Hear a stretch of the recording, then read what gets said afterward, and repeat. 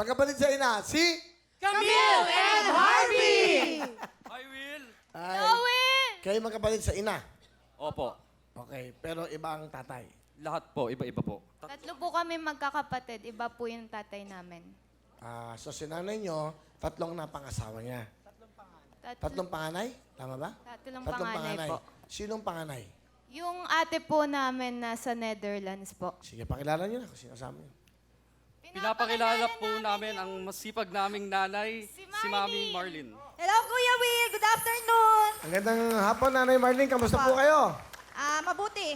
Okay, yung po bang tatlong naging, if you don't mind, nakasama nyo sa buhay, may kasal po ba sa inyo ron? Meron po, yung papa po ni Camille. Yun ang una, o huli? Huli po, Sino po yung una? yung papa po nung nasa Netherlands, Okay. Marivic. Hiwalay po kayo doon, Nay. Hindi, ang nangyari po doon, Kuya Will, nagpunta siya ng US, hindi niya alam na nabuntis ako.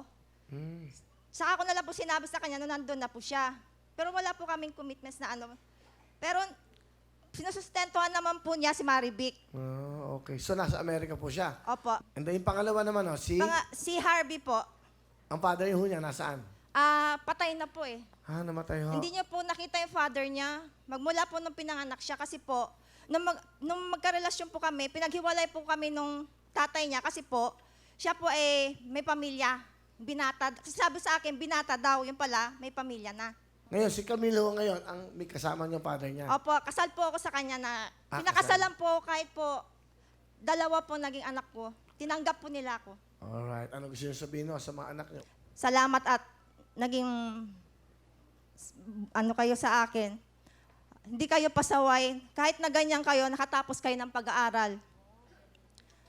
Hindi ako nahihiya na kahit na ganito ko, pinagmamalaki ko kayong mga anak ko. Mahal na mahal ko kayo.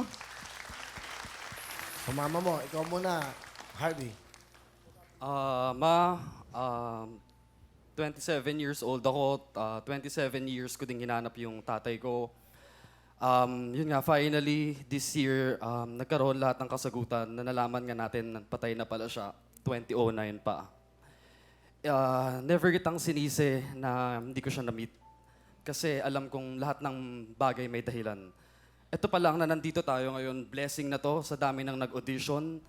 Isa kami sa 6 na napili. So, lahat ng nangyayari sa mundo may dahilan. Mahal na mahal kita.